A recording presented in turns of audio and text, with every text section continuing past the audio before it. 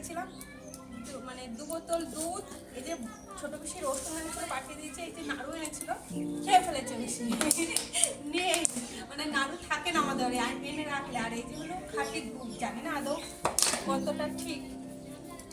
প্রতিবার বাড়ির থেকে আসার সময় মা কিছু না কিছু পাঠিয়ে দেয়, মারা বোধহয় এরকমই হয়। যাই হোক, বোতলগুলোর গন্ধ শুকছিলাম দুধটা নষ্ট হয়ে গেছে কিনা, কেন কালকে রাতে এনেছিলাম, ফ্রিজে ঢুকিয়ে রেখেছিলাম আর কি, তাও মনটায় কেমন সন্দেহ হলো।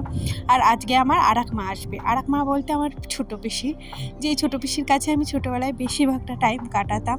আসলে আমার মা প্রচণ্ড কাজে ব্যস্ত থাকতো, যেহেতু আমাদের অনেক বড় ফ্যামিলি ছিল, তার জন্য পিসি আমাকে সব কিছু করে দিত, স্নান করানো, খাওয়ানো, বই পড়ানো। তো ছোটোবেলায় পিসির কাছেই ঘুমাতাম, তাই ছোটোবেলাটা মাকে বেশি একটা কাছে পাইনি। তবে হ্যাঁ, পিসি আমাকে অনেক যত্ন করতো, তার জন্য আমি বললাম আমার দ্বিতীয় মা। যাই হোক, পিসি আসবে আগের থেকেই বলেছিল আজকে আর মাংস রান্না করিস না, আর পিসি এসে একদিনই থাকবে, মানে কালকের দিনটা আছে, কালকের দিন খেয়ে দিয়ে বেরিয়ে যাবে, আগের থেকেই বলে এসছে। আর আমার পিসি অনেকটাই দূরে বাড়ি, ওই 2-3 বছরে একবার আসে, আর আসার পর না এখানে সবার বাড়ি ঘুরতে ঘুরতেই দিন কেটে যায়, আমার বাড়িতে আর বেশি একটা থাকতে পারে না। যাই হোক, আজকে রান্না করছিলাম হলো ফুলকপি, আর হলো মানে সবজি দিয়ে ডাল রান্না করেছি মুগের, আর এর সাথে ছিল হলো পাতাকপি আর বেগুনও ভেজেছিলাম। তো চলো তোমরা দেখতে লাগো আস্তে আস্তে, ভিডিওটা আশা করি ভালো লাগবে। আর আজকে একটু তাড়াহুড়োই ছিলাম, যেহেতু পিসি এসে এখনও পৌঁছায়নি, আর বলতে বলতে দেখো চলে এসছে, ওই মোটামুটি 10:30টার সময় এসছে।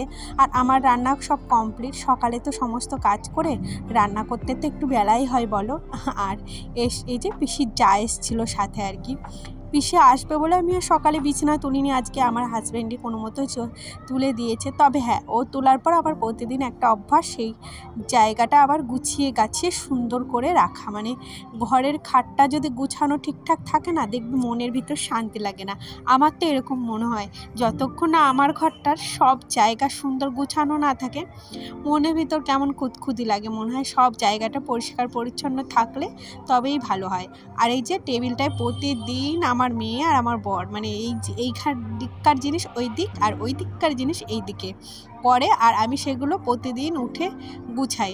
তো কি কাজ করতে গেছিলাম আর আমার ভিডিও ফুটেজ নেওয়া হয়নি, পরে আবার ভালো করে গুছিয়েছি। আর এখন মোটামুটি বাজে ওই 12:30, তো এখন ঘরটা মুছে নিচ্ছি।